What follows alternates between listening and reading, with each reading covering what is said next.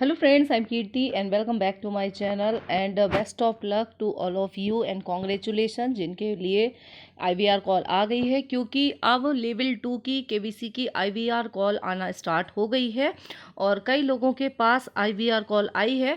But अभी आप लोग ये मत सोचिए कि अभी आपके पास नहीं आई है तो आप लोग रिजेक्ट हो गए हैं, क्योंकि अलग अलग स्टेट में अलग अलग IVR कॉल्स आती हैं और ये जो कॉल है ये 12 तारीख से स्टार्ट होके 20 तारीख तक आना है। ठीक है, तो ये डेट आप लोग याद रखेंगे। 20 के पहले पहले सेकंड लेवल की सेकंड राउंड की जो कॉल है केवीसी से वो आप लोगों के लिए आएगी और महाराष्ट्र का नंबर रहता है मेरे लिए, चूँकि मेरा पिछले 2 सालों से कॉल आती रही है तो पता है कि कई लोग पूछते हैं कि मैं कैसे करती थी, किस तरीके से, मतलब एसएमएस के थ्रू मैसेज करते थे या सोनी लिव ऐप के माध्यम से।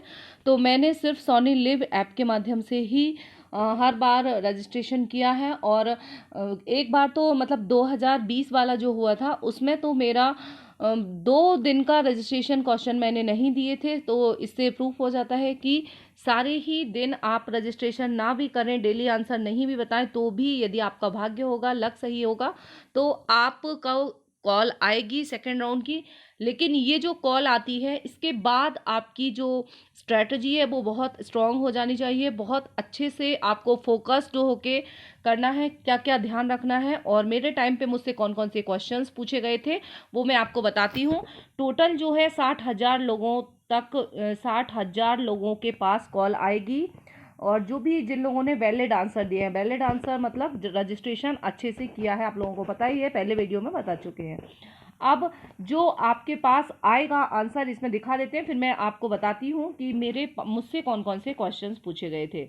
तो ये अलग अलग एरिया वाइज जो आपने सिलेक्ट किया है, मुंबई, दिल्ली, गुजरात, ये 8 एरियाज दिए हैं MPCG वाले। आप इनमें से जिस एरिया में हैं, जिस स्टेट से हैं, उसके हिसाब से आपके पास कॉल आएगी और अलग अलग स्टेट का टाइमिंग अलग अलग है। ठीक है, अभी जो है आप किस स्टेट से हैं आप हमें कमेंट बॉक्स में कमेंट करके ज़रूर बताइए कि आपके पास कॉल आई है या नहीं आई है, जिससे एक आइडिया लग जाएगा कि अभी किस किस स्टेट में आ रही है। ठीक है, और ये जो क्वेश्चन है ये पूछे जाएंगे किस तरीके से, तो सबसे पहले आपको ध्यान रखना है नेटवर्क प्रॉब्लम नहीं होना चाहिए। इम्पॉर्टेंट ये है कि नेटवर्क प्रॉब्लम आपको कहीं, जैसे ही कॉल महाराष्ट्र का नंबर रहेगा, आपको बिजी नहीं रखना है अपना फ़ोन इन दिनों में। अभी ये जो 6 से 7 दिन है ये बहुत बहुत बहुत इंपॉर्टेंट है आपके लिए। किसी भी लॉन्ग कॉल पे आप मत रहिए, क्योंकि यदि आपका कॉल बिजी बताएगा तो आपके पास कॉल नहीं आएगी। यदि आपका नेटवर्क एरिया से बाहर रहेगा तो भी दिक्कत आएगी। और आपको अच्छे से चार्ज करके फ़ोन रखना है और मतलब जहाँ नेटवर्क मिलता है, जैसे ही कॉल आती है तो जहाँ नेटवर्क मिलता है वहाँ आपको पहुँच जाना है, क्योंकि ये बहुत छोटी छोटी मिस्टेक्स होती हैं जो आपको रिजेक्ट करवा सकती हैं और एक बहुत बड़ा मौका आपके हाथ से गंवा सकती है। क्योंकि यकीन मानिए IVR कॉल बार बार और सबको नहीं आती है। यदि आपके पास आई है तो आप बहुत लकी हैं और ये मौका आपको फिर नहीं मिलेगा। इसलिए आप बहुत ध्यान से सोच समझ के अच्छे से बात कीजिए। और क्योंकि उस टाइम पे जल्दी जल्दी आंसर देने होते हैं, मेरे पास जो कॉल आई थी तो 4 सेकंड का टाइम मिलता है आपको, सिर्फ 4 सेकंड का। इस 4 सेकंड में आपको आंसर, ये लिखा हुआ भी है इन्होंने अपने रूल्स एंड रेगुलेशन में, यहाँ पे बता सकते हैं आपको कि रजिस्ट्रार ये IVR कॉल का जो फ्लो रहेगा वो इस प्रकार रहेगा।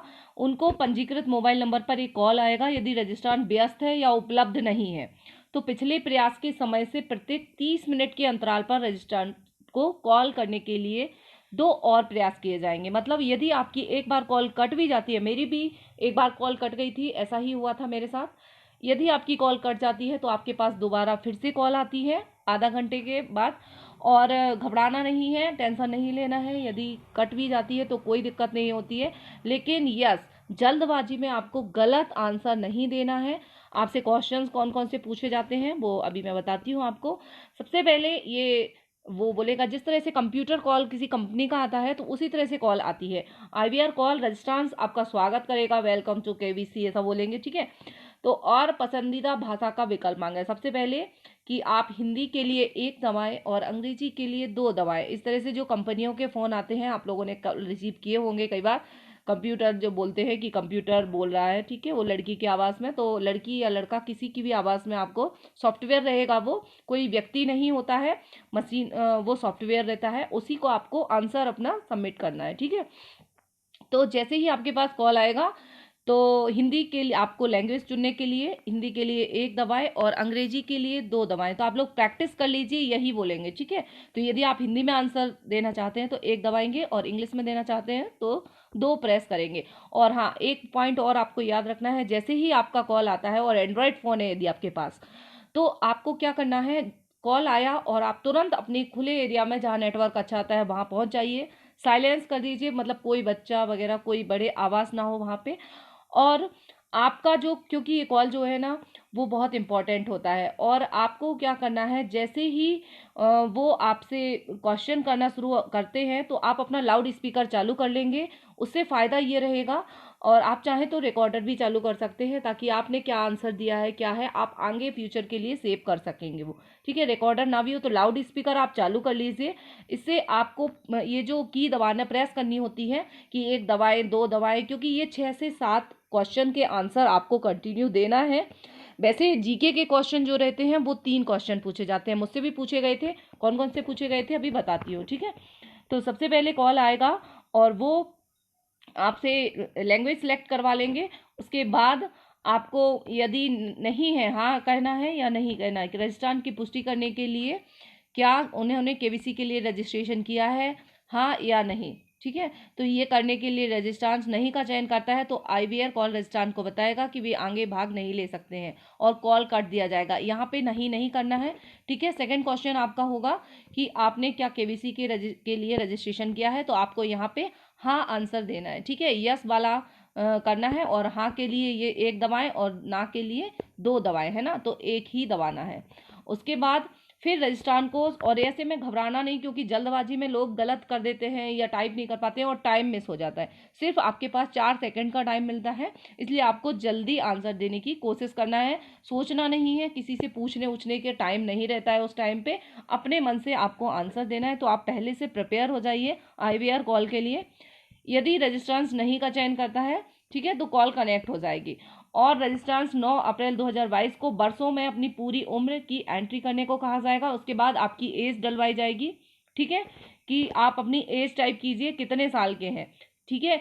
यहाँ पे लिखा हुआ है, उदाहरण के लिए यदि कोई व्यक्ति 25 वर्ष और 11 महीने का है तो उसे सिर्फ 25 वर्ष दर्ज करना है। जो आपका डिजिट में मेन ईयर में है वो आपको एज डालनी है फटाफट से, ठीक है। 4 सेकंड का टाइम रहता है। फिर आपकी लैंग्वेज सिलेक्ट हो गई, एज आपने यस के लिए 1 दबा दिया, फिर एज डाल दी अपनी। उसके बाद आपसे मेल फीमेल आप क्या है, मेल के लिए 1 दबाएं, फीमेल के लिए 2 दबाएं, और यदि अदर कैटेगरी में आते हैं ट्रांसजेंडर वगैरह तो उसके लिए 3 दबाएं। तो आपको ये फॉर्मेलिटीज़ जो हैं ये 3 से 4 क्वेश्चन रहती हैं, ये करना होती हैं। उसके बाद आपका जीके का क्वेश्चन स्टार्ट होता है। तो रजिस्ट्रार को फिर अपनी शैक्षिक योग्यता स्नातक के लिए 1 और गैर स्नातक के लिए 2 प्रेस करना है, ठीक है। तो लाउड स्पीकर चालू रहेगा तो उसका फ़ायदा ये मिलता है आपको कि आपने सही किया है या नहीं किया है, और आपको दिखता भी जाता है सामने से, क्योंकि जब आप कॉल करते हैं तो फिर आप बटन कैसे दबा पाएंगे और उनकी आवाज़ आपको क्लियर नहीं आएगी कि क्या करना है ना। तो लाउड स्पीकर मस्ट है, आप खोल के रखिए, जिससे बहुत हेल्प मिलती है। एंड उसके बाद रजिस्ट्रार को अपने व्यवसाय चुनने को कहा जाएगा, ठीक है। तो यहाँ पे आपको सरकारी या सशस्त्र बलों के साथ नियोजित के लिए 1 दबाएं, स्वरोजगार या उद्यमी के लिए, ठीक है, और उद्यम 2 दबाएं स्वरोजगार या उद्यमी के लिए, और यदि 3 दबाना है तो आईटी बीपीओ कानूनी और वित्तीय सेवाओं के लिए, 4 दबाएं शिक्षक छात्र शोधकर्ता या वैज्ञानिक के लिए, किसान के लिए, 5 या खाद्य प्रसंस्करण में कार्यरत, 6 डॉक्टर के लिए या स्वास्थ्य सेवाओं में कार्यरत के लिए, 7 दबाएं यात्रा पर्यटन फैशन या खुदरा क्षेत्र में, 8 अन्य के लिए, ठीक है। तो ये जो पॉइंट है ये आपको बहुत अच्छे से ध्यान देना है, आप किस कैटेगरी में हैं, और आपने यस जो कैटेगरी आपने रजिस्ट्रेशन जो क्वेश्चन हो रहे हैं अभी 9 तारीख से स्टार्ट हुए हैं, डेली आप रजिस्ट्रेशन करते हो और अपनी कैटेगरी जो सिलेक्ट करते हो आपको वही कैटेगरी यहाँ डालना है, ठीक है। आपका अंतर यदि होगा तो वो इनवैलिड हो जाएगा, आपको ये ध्यान रखना है। इसलिए कैटेगरी के लिए कौन सा नंबर है आप ध्यान रखिए, और वहाँ भी बहुत अच्छे से ध्यान से सुनिए पहले, उसके बाद दबाइए, गलत कैटेगरी नहीं डालना है। इसके बाद रजिस्ट्रांट को यह पुष्टि करने के लिए कहा जाएगा क्या रजिस्ट्रांट वर्तमान सीजन की हॉट सीट पर पहुंच गया है या शो के लिए केबीसी हिंदी सीजन में से कोई भी। ठीक है, तो क्या आप हॉट सीट पे पहुंचे हैं? हाँ, यदि पहुंच चुके हैं तो हाँ, नहीं के लिए नहीं। पिछले सालों में आपका सिलेक्शन हुआ है हॉट सीट के लिए या नहीं। ठीक है, तो ऑब्वियसली आप लोगों का नहीं हुआ है, क्योंकि यदि हॉट सीट पे एक बार पहुंच जाते हैं तो आप रिजेक्ट हो जाएंगे। ठीक है, आगे भाग नहीं ले पाएंगे और कॉल काट दिया जाएगा उसी टाइम पे। ठीक है, मेरा जो है हॉट सीट पे मैं नहीं गई हूँ, लेकिन फास्टेस्ट फिंगर्स राउंड के लिए सिलेक्शन हुआ था, और फास्टेस्ट फिंगर्स राउंड के लिए यदि आप एक बार सिलेक्ट हो जाते हैं तो दोबारा आपके लिए कॉल आती है, और मेरे लिए भी कॉल आई थी। ठीक है, इसलिए आप निश्चिंत रहिए, यदि आप फास्टेस्ट फिंगर्स राउंड तक भी पहुंच चुके हैं तो भी आपके लिए IVR कॉल इस साल के लिए आएगी। और उसके बाद क्या होगा, ये क्वेश्चन हो जाएंगे, ये जनरल क्वेश्चन है। इसके बाद जीके के 2 क्वेश्चन पूछे जाएंगे। तो इस बार अभी जो करंट अफेयर्स चल रहा है उससे रिलेटेड क्वेश्चन पूछे जाएंगे। मुझसे जो क्वेश्चन पिछले साल पूछे गए थे वो 3 क्वेश्चन पूछे गए थे। फर्स्ट क्वेश्चन मेरा था उस टाइम पे सुशांत सिंह राजपूत की डेथ हुई थी, तो उस छिछोरे मूवी में कौन से अभिनेता ने काम किया है, ये पूछा गया था फर्स्ट क्वेश्चन। और सेकंड क्वेश्चन मुझसे ओलंपिक गेम्स का क्वेश्चन था, याद नहीं, यस हाँ आ गया याद। सेकंड क्वेश्चन ओलंपिक गेम्स से था, और रिंग के बारे में पूछा गया था कि जो ओलंपिक में गेम रिंग होती हैं लाल पीली हरी नीली, ये तो येलो कलर जो है वो कौन से महाद्वीप या कॉन्टिनेंट के लिए रिप्रेजेंट करता है, ये क्वेश्चन मेरा था।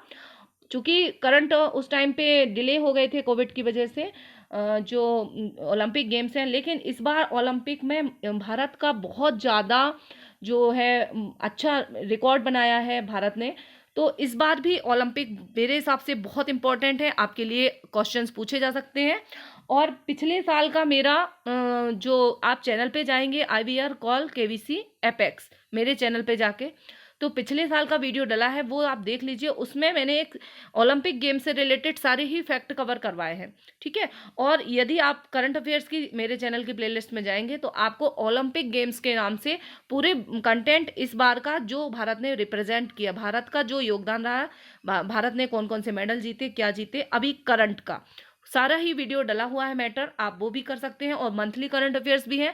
इस टाइम अभी आप रिवीजन कीजिए, ज़्यादा से ज़्यादा रिवीजन कीजिए, क्योंकि ये जो करंट अफेयर्स है और जीके से रिलेटेड क्वेश्चंस है ये आपके हर लेवल पे काम आना है। अभी आपके 6 लेवल होना है ऑडिशन, 4th सीट पे पहुंचने के पहले आपको 6 लेवल क्रॉस करने होते हैं, ये दूसरा लेवल है। ठीक है, तो आपको बहुत अच्छे से करना है।